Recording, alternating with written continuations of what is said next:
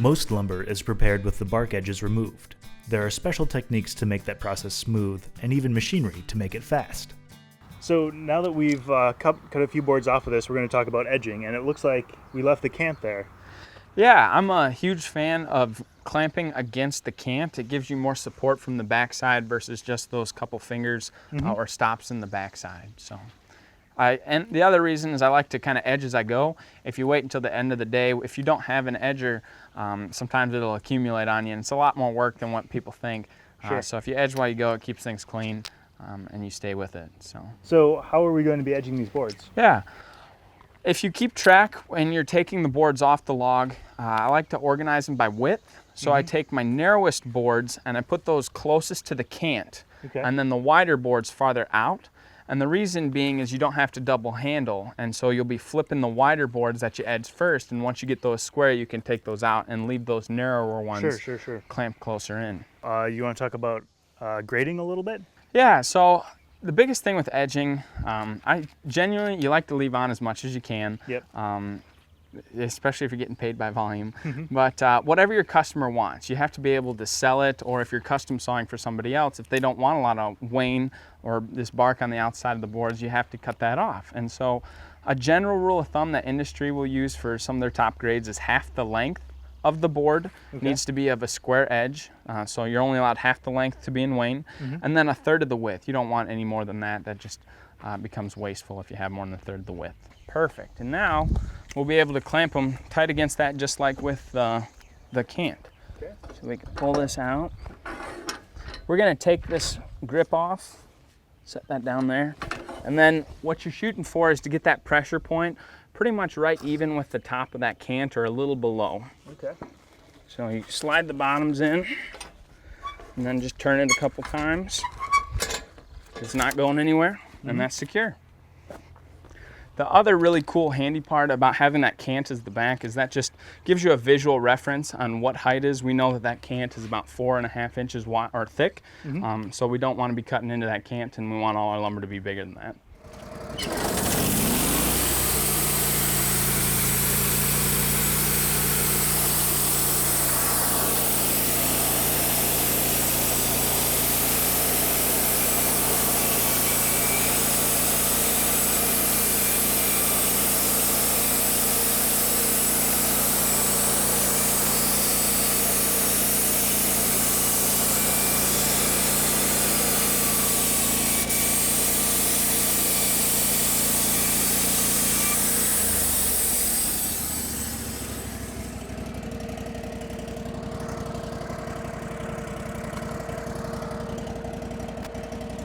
So we just made our first edging cut, and we'll take this outside board that was the tallest, unclamp that one, and just have a look-see.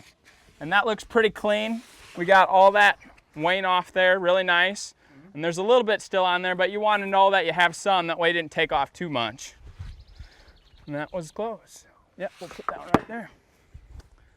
Alrighty, so then we can take a look at this next board down and just see, there's still quite a bit on that. I think we could take another inch or so off. Okay.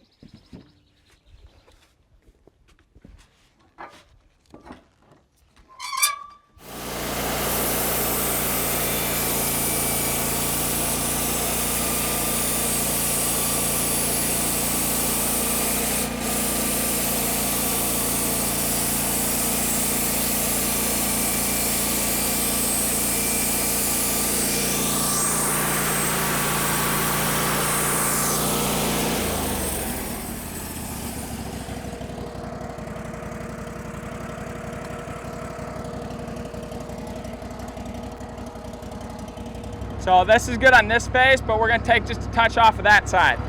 So we'll flip it like that. And this board,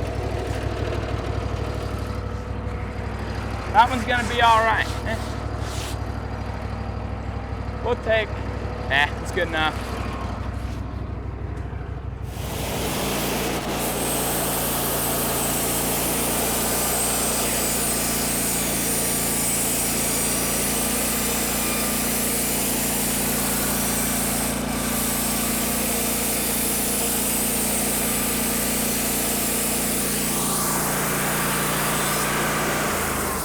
And the important part is to note is if you've got a table saw, that'll be square enough where they can take any more off for their specific project.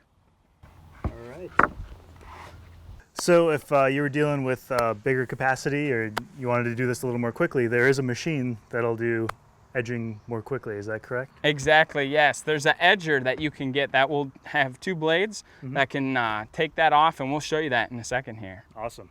So this is the edger you're telling me about. Yeah, this is a Woodmiser EG100. It's an edger that's capable of cutting both sides. We'll open this up and you can see the blades inside. Okay, so it's got 2, those look like almost like table saw blades. Yes, exactly. Those are 2 10-inch carbide blades, and this one is fixed, meaning it's always at the same spot, and then that one is actually an adjustable blade. With this lever right here, you can actually move it in and out and control the width. Okay. In the back, these are kickback fingers to keep any boards from sliding back. You can see they're very heavy and durable, Yeah. very industrial for safety purposes. Great, and so that just flips back down. We'll close this. Alrighty. And then on this side, it looks like you've got is this a fence here? So feeding boards in, if you have a board that has one square edge, you can run that along this fence. Okay. And so just to kind of show, let's say for instance you had a board with weight on both sides, you could lift up this roller that helps keep the board down, put the fence down, and then this belt right here is your inside blade, and then this other blade, again, that's that variable blade that you can adjust. So it's belt driven with these 2 weights to help keep the board square and weighted down. Great. Let's fire it up and edge some boards. Sounds good.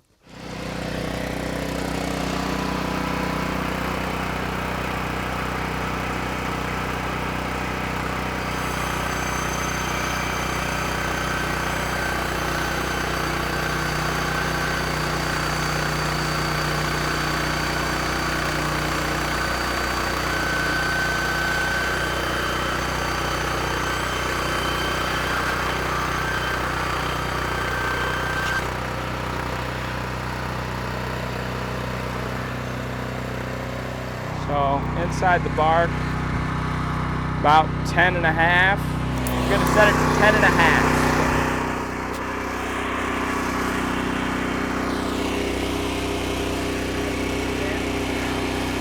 Right there.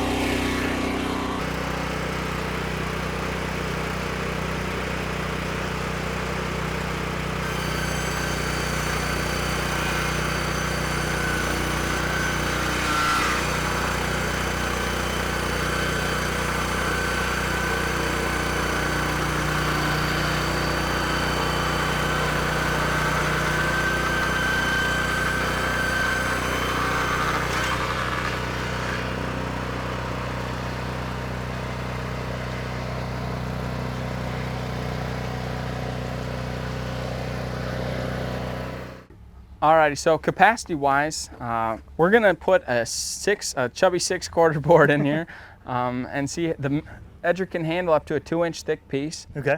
This is white oak. We're gonna cut an 8-inch wide. The maximum board width that you could create with this edger would be 12 inches wide, but you can fit up to a 20-inch slab through there when you're edging it. It feeds at about 30 feet per minute. Okay. And we'll be able to handle this no problem.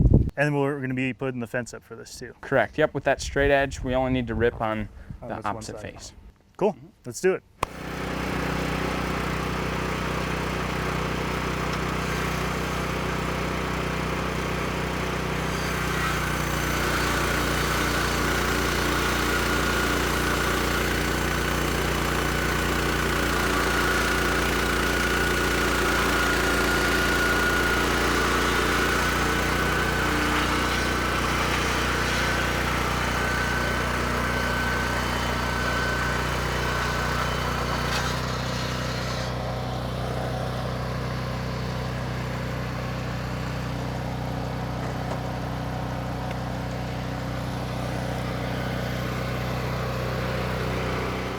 So it seemed like that was a little bit faster than doing it on the bandsaw mill.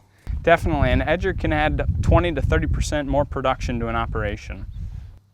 End up with nice square lumber too, that's great. That's true, very sure. Now that we've seen the steps for plane sawing, our next section will look at sawing dimensional lumber and custom slabs. But first, we'll take a look at quarter sawing.